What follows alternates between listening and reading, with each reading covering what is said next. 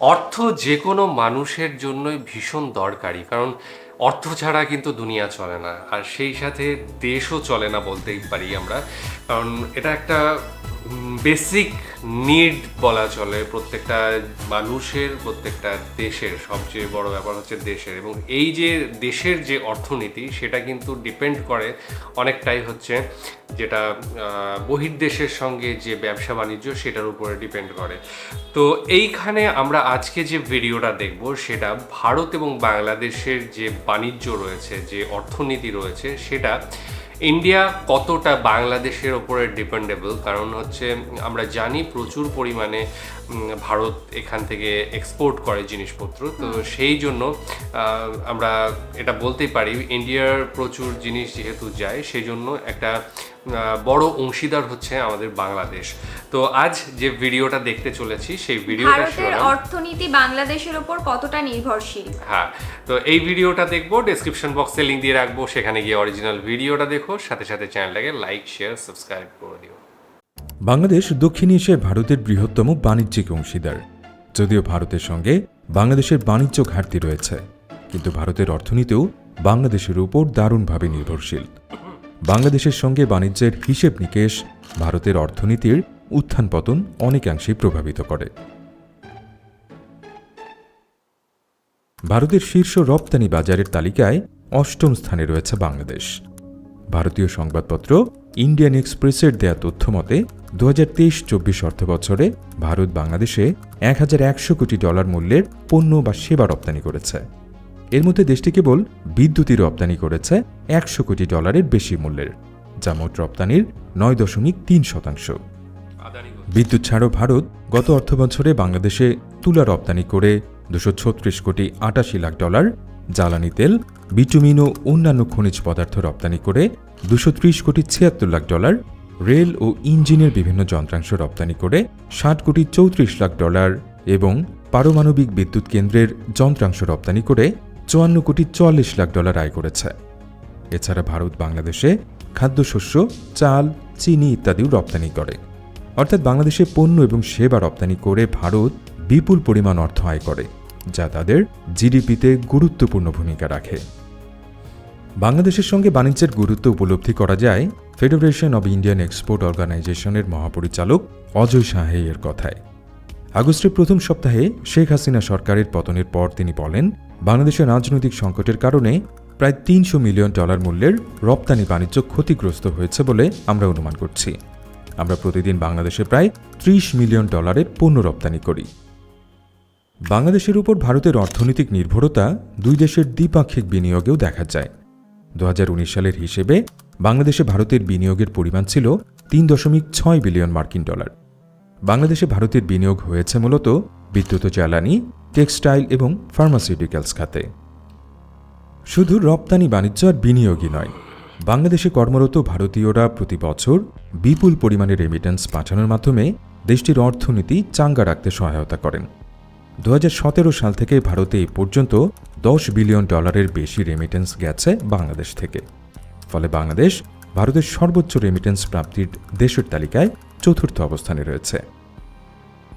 বাংলাদেশ পুলিশের special branch এবং সুরক্ষা সেবা বিভাগের রিপোর্ট অনুসারে ২০২৩ সালের ৩১ ডিসেম্বর পর্যন্ত বাংলাদেশে অবস্থানরত বৈধ বিদেশি নাগরিকের সংখ্যা ১,০৭,১৬৭ জন, যার মধ্যে ভারতীয় নাগরিকই কেবল ৩৭,৪৬৪ জন। সদ্য সাবেক অর্থমন্ত্রী আবুল হাসান মাহমুদ আলী গত জুনে সংসদে জানিয়েছিলেন, চলতি অর্থবছরের এপ্রিল থেকে জুলাই পর্যন্ত বাংলাদেশ থেকে $৫,৬,০০,০০০ রেমিটেন্স পাঠিয়েছেন ভারতীয়রা। তবে এগুলো সরকারি হিসাব, যা ভারতের বৈধ অভিবাসীদের আমলে নিয়ে করা হয়। কিন্তু অর্থনীতিবিদ এবং রাজনৈতিক বিশ্লেষকদের মতে বাংলাদেশে বসবাসকারী ভারতীয়র সংখ্যা বেসরকারিভাবে অনেক বেশি এবং তাদের পাঠানো রেমিটেন্সের পরিমাণও বিশাল। সাবেক পররাষ্ট্র সচিব মোহাম্মদ তৌহিদ হোসেন গণমাধ্যমকে দেয়া এক সাক্ষাৎকারে জানিয়েছিলেন, আনঅফিসিয়ালি বাংলাদেশ থেকে $৫ বিলিয়ন রেমিটেন্স যায় ভারতে। এই পরিসংখ্যান থেকে ভারতের রেমিটেন্স খাতে বাংলাদেশের প্রভাব কতটা তা স্পষ্ট হয়ে যায়। জার্মান গণমাধ্যম ডয়েচে ভেলে তাদের একটি প্রতিবেদনে উল্লেখ করে, বাংলাদেশের পোশাক খাতে ভারতীয়দের অবস্থান বেশ শক্ত। বাংলাদেশের পোশাক খাতে ডিজাইন সহ আরও কয়েকটি বিষয়ে দেশীয় দক্ষ জনশক্তির অভাব থাকায় এসব পদে ভারতীয়রা জায়গা করে নিচ্ছে।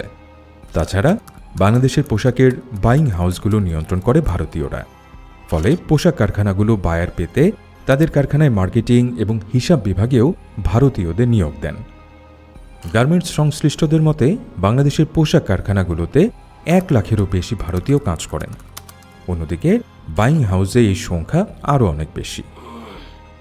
এর বাইরে বাংলাদেশের আইটি খাতেও ভারতীয়রা দাপটের সঙ্গে কাজ করছেন।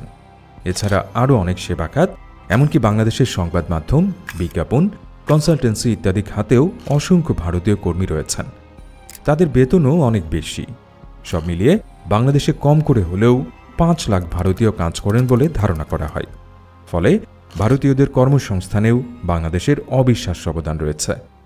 দুঃখজনক ব্যাপার হলো বাংলাদেশে কর্মরত অধিকাংশ ভারতীয়রই কোনো ওয়ার্ক পারমিট নেই। তারা ট্যুরিস্ট ভিসা কিংবা A3 ভিসা বা বি ভিসায় বাংলাদেশে এসে কাজ করছেন। আর এসব ভিসায় যারা কাজ করেন তাদের রোজগারের পুরো অর্থই অবৈধ পথে বাংলাদেশের বাইরে চলে যায়। এদিকে ভারতের পর্যটন শিল্পকেও এক অর্থে বাঁচিয়ে রেখেছেন বাংলাদেশি পর্যটকরা। ভারতীয় সংবাদ মাধ্যম দ্য ইকোনমিক টাইমসের এক প্রতিবেদনে বলা হয়েছে, ভারতে যাওয়া বিদেশি পর্যটকদের প্রায় 1/4 বাংলাদেশি। পর্যটন সংশ্লিষ্টদের দেয়া তথ্য অনুযায়ী গত বছর ভারতে 92,30,000 পর্যটকের সমাগম হয়েছে। এতে দেশটির আয় হয়েছে 24,707 কোটি রুপি। এই পর্যটকদের মধ্যে শুধুমাত্র বাংলাদেশি পর্যটকই ছিল 22.5%। কোনো একক দেশ থেকে ভারতে সবচেয়ে বেশি পর্যটক যায় বাংলাদেশ থেকেই। চলতি বছরের জুলাই মাস থেকে বাংলাদেশে কোটা সংস্কার আন্দোলন, এরপর শেখ হাসিনা সরকারের পতনের পর বাংলাদেশে এখনও রাজনৈতিক অস্থিরতা বিরাজ করছে। এই অস্থিরতা ভারতের পর্যটন শিল্পে মারাত্মক প্রভাব ফেলেছে। সাময়িকভাবে বাংলাদেশ ভারত ফ্লাইট বিঘ্নিত হওয়ায় এবং মেডিকেল ভিসা বাদে বেশিরভাগ ভিসা স্থগিত হয়ে যাওয়ায় ভারতগামী বাংলাদেশির সংখ্যা 90% বেশি কমে গেছে। Indian association of tour operators West Bengal chapter জানিয়েছে, এর ফলে পশ্চিমবঙ্গে হাসপাতাল সংলগ্ন ট্রাভেল অপারেটর, হোটেল ও গেস্ট হাউসগুলোর ব্যবসা 90% কমে গেছে। ট্যুর অপারেটর্স অ্যাসোসিয়েশন অব বাংলাদেশের একজন পরিচালক বলছেন, এই পরিস্থিতিতে ভারত প্রতি মাসে 750 কোটি টাকা হারাচ্ছে, যা ভারতের অর্থনীতির জন্য বিশাল একটি ধাক্কা। যদিও পর্যটন খাতে বাংলাদেশিদের কাছ থেকে ভারত মাসে আনুমানিক 750 কোটি টাকা উপার্জন করে বলে মনে করা হয়, কিন্তু বাস্তবে এর চেয়ে বেশি অর্থ বাংলাদেশিরা ভারতে খরচ করেন। কারণ চিকিৎসার জন্য যেসব বাংলাদেশি ভারতে যান তারা সাধারণ ট্যুরিস্টদের চেয়ে অনেক বেশি অর্থ ব্যয় করেন। ভারতের হেলথ ট্যুরিজম ডিপার্টমেন্টের তথ্য অনুযায়ী গত কয়েক বছরের মধ্যে ট্যুরিজম ট্রাভেল 84% বেড়েছে। 2021 সালের জরিপে দেখা গেছে বছরে 24,70,000 মেডিকেল ট্যুরিস্ট বাংলাদেশ থেকে ভারতে যাচ্ছেন।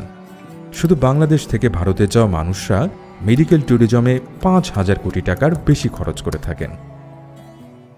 এদিকে ভারতের উত্তর পূর্বাঞ্চলীয় রাজ্য যথা ত্রিপুরা, আসাম, নাগাল্যান্ড, মণিপুর, অরুণাচল প্রদেশ, মেঘালয়, সিকিম ও মিজোরামের বাণিজ্য অর্থনৈতিক সমৃদ্ধিও প্রবলভাবে বাংলাদেশের উপর নির্ভরশীল। গত বছর বাংলাদেশ সরকার ভারতের ত্রিপুরা ও অন্যান্য উত্তর পূর্বাঞ্চলীয় রাজ্যের ব্যবসায়ীদের পণ্য পরিবহনে 4টি পথ অনুমোদন করে। এর ফলে ভারতের বৈধ যে কোনো পণ্যের চালান সমুদ্রপথে মোংলা এবং চট্টগ্রাম বন্দরে খালাস হচ্ছে এবং সেসব পণ্য বাংলাদেশের সড়কপথ ও পরিবহন ব্যবহার করে 4টি স্থলবন্দর হয়ে ভারতে যাচ্ছে অথবা ভারত থেকে আসছে।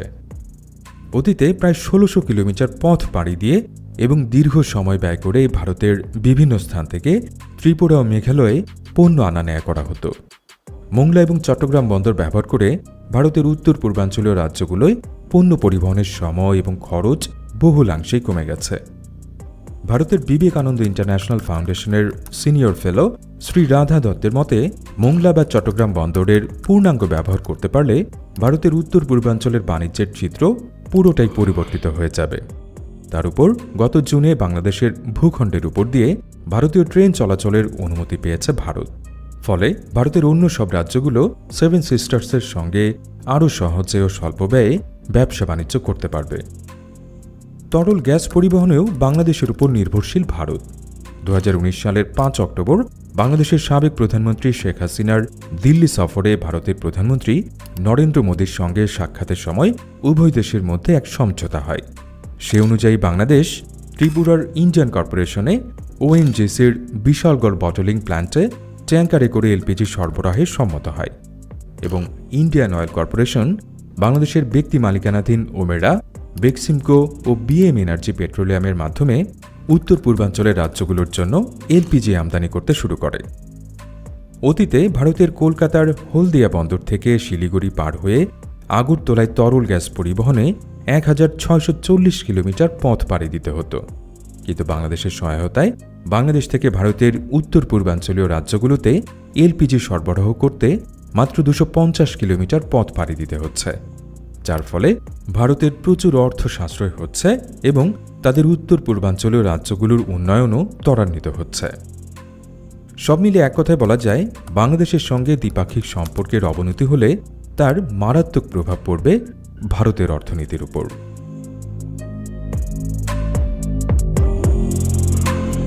এই সময়ে বৈশ্বিক বাজারে একটা দেশ আরেকটা দেশের উপরে মোটামুটিভাবে নির্ভরশীল বলা চলে। কারণ হচ্ছে যে ইম্পোর্ট এক্সপোর্ট বলো বা এই ধরনের কিছু জিনিস যেগুলো হচ্ছে যে নিজেদের মধ্যে আদান প্রদান ঘটে, তো সেই জায়গায় দাঁড়িয়ে যখন সেই দেশটা হয় ভারত বাংলাদেশ, খুব কাছাকাছি দুজন প্রতিবেশী দুটো রাষ্ট্র, তখন কিন্তু এইটা অনেক গুণ বেড়ে যায়। আমরা দেখেছি যেটা দেখলাম যে বাংলাদেশ ভারতের যে বিজনেস হয় সেখানে লিস্টে 7 নম্বরে বাংলাদেশ রয়েছে। মানে টোটালি যতগুলো কান্ট্রি রয়েছে তার মধ্যে 7 নম্বর গুরুত্বপূর্ণ রাষ্ট্র হচ্ছে বাংলাদেশ, যেখানে ইন্ডিয়া থেকে প্রচুর পরিমাণে মানে মাল মেটেরিয়ালস যায়, হ্যাঁ জিনিসপত্র যায়, সেটা খাদ্য থেকে শুরু করে কসমেটিক্স, তুলো, একদম ওষুধপত্র বা ইঞ্জিন, এই ধরনের প্রচুর জিনিসপত্র যায়, যেগুলো কিন্তু সেখানকার বাজারে ছেয়ে রয়েছে। তো সেই জিনিসগুলো যখন নিতে হয় তখন নিশ্চয়ই তাদের আমদানি করতে হয়। ইভেন ইলেকট্রিসিটি যেটা আমি জানি যে এখানে বাংলাদেশকে দেয় হচ্ছে আদানি দেয়, এবং ভারত সরকার থেকেও হয়তো বা কিছু নেয়। আদানি রিসেন্ট কিছু বন্ধ রয়েছে নাকি এই ধরনের কোনো ঘটনা শুনছিলাম। যাই হোক, তো প্রচুর পরিমাণে যাচ্ছে এবং সাথে সাথে বাংলাদেশের প্রচুর মানুষও কিন্তু বা ইন্ডিয়ায় আসে, সেটা ঘুরতেই হোক বা মেডিকেল ভিসা নিয়েই হোক, এবং সেটা একটা প্রচুর পরিমাণে যেটা দেখানো হলো যে প্রচুর পরিমাণে কিন্তু একটা বিদেশি অর্থ কিন্তু ইন্ডিয়ায় আসছে, বিদেশিদের একদম বাংলাদেশি মানুষজন এখানে ঘুরতে আসছে। তো এই বিশাল পরিমাণ মানুষ যদি এখনই আসা বন্ধ করে দেয় বা মানে হুট করে হয়ে গেল, এটা বন্ধ হয়ে গেছে, তখন তো অর্থনীতিতে একটা চাপ পড়বে, কিছু না কিছু, সেটা সামান্য হলেও কিন্তু একটা এফেক্ট পড়বে ভারতের অর্থনীতিতে। সাথে সাথে বাংলাদেশেরও কিন্তু একটু প্রবলেম হবে, কারণ হচ্ছে যে জিনিসগুলো তারা এখান থেকে ভারত থেকে পাচ্ছিল সেগুলো কিন্তু এখন বন্ধ হয়ে থাকলে সেটা সমস্যা হবে। কারণ যে পরিমাণে উৎপাদন দরকার সেটা হয়তো বাংলাদেশের নেই, এবং সেটা যদি বাইরে থেকেও নিতে হয় একটু অনেকটাই বেশি দামে নিতে হবে, কারণ জলপথ দিয়ে নিয়ে আসতে হবে। তো একটা সামান্য বর্ডার ক্রস করা আর বিরাট জলপথ অতিক্রম করে কিছু নিয়ে আসার মধ্যে তোলতফাত রয়েছে। আর সাথে ইন্ডিয়ার যে রেমিটেন্স আসছে, যে বাংলাদেশের মধ্যে যারা কাজ করছে ইন্ডিয়ান, তারা মোটামুটি যেটা বলা হলো যে মানে কাপড়ের কলে কাজ করছে তারা, হ্যাঁ মাইন হাউসে, তারপরে ওই যে বললাম কাপড়ের কাছে বিশেষ করে ডিজাইনার বা যারা ওই তো টেক্সটাইল ডিপার্টমেন্টেই তো বলছি, ওখানেই তোর কি বলেন ডিজাইন ডিপার্টমেন্ট বা যেটা ডিলিং হচ্ছে, হ্যাঁ ভারতীয়রা কাজ করছে। তো এই ধরনের বিভিন্ন জায়গায় কিন্তু কাজ করছে, যেটার ফলে কিন্তু ভারত মানে লাভবান হচ্ছে এই দিক থেকে, এবং যার ফলে প্রচুর বৈদেশিক মুদ্রাও ভারতে আসছে। এইগুলো কিন্তু ভাবা দরকার। অবশ্যই দুটো দেশ পাশাপাশি যখন থাকে দুজনেরই কিছু না কিছু লাভ হয়, এবং কিছু না কিছু হয়তো সামান্য একটু ক্ষতির বদলে হয়তো লাভটাই বেশি রকম হয়। তো সেই জন্য আমার মনে হয় যে দুই দেশের সম্পর্ক ভালো হওয়া উচিত, এবং অর্থনীতির জন্য বিশেষ করে ব্যবসাটা, আমি একটা জিনিস জানি যে যতই শত্রুতা হোক বা যাই হোক, ব্যবসা যেন বন্ধ না থাকে। বিশেষ করে আমরা চীনের সাথে কিন্তু ইন্ডিয়ার একটা সম্পর্ক খারাপ রয়েছে, কিন্তু তাও কিন্তু ব্যবসাটা চলছে, কারণ অর্থনীতি না চললে কিন্তু, থেমে গেলে কিন্তু সমস্যা রয়েছে, দেশ অনেকটাই পিছিয়ে যাবে। সুতরাং অর্থনীতি যাতে চলতে থাকে এবং অন্যান্য জিনিসগুলো যাতে বৈঠক করে সমস্ত ঝামেলাগুলো মিটিয়ে নেওয়া যায়, এবং চুক্তি আছে বিভিন্ন ধরনের করা যেতে পারে, তো সেটা আস্তে আস্তে করতে হবে, কিন্তু কখনোই ব্যবসা বাণিজ্য বা এই ধরনের আদান প্রদানগুলো বন্ধ করে দিলেই তো অর্থনীতিতে প্রচুর চাপ পড়বে হুট করে যদি করা হয়। তো মানুষের মানে সেই দেশের মানুষের একটা অর্থনৈতিক মানে যে চাহিদা বলো বা যাই হোক, সেটা কিন্তু পূর্ণ হবে না। মানুষ সেই দেশে সেই পরিমাণ যেটা হচ্ছে কি বলে জব জেনারেট, সেটা কিন্তু হবে না। প্রচুর জব জেনারেট হয় যেগুলো হচ্ছে এই যে মাল বিভিন্ন জায়গায় দেওয়া নেওয়া হচ্ছে, ইম্পোর্ট এক্সপোর্ট হচ্ছে, সেই জায়গাতে প্রচুর মানুষ কাজ করে, সাথে এই ব্যবসাগুলোর সাথে অনেকে জড়িত রয়েছে, তাদের উপকার হচ্ছে, সাথে সাথে মানে সরকারেরও কিন্তু প্রচুর ট্যাক্স আসছে। যাই হোক, আমাদের মতামত এই ছিল, আশা করি তোমাদের মতামতও ভিন্ন হবে না, হলে অবশ্যই কমেন্ট সেকশনে জানাবে, আর কি ধরনের ভিডিও দেখতে চাও সেটাও জানাবে। আজকের মতো এখানেই শেষ করছি, আগামী দিন আসছি অন্য কোনো ভিডিও নিয়ে, ততক্ষণের জন্য স্টে টিউনড।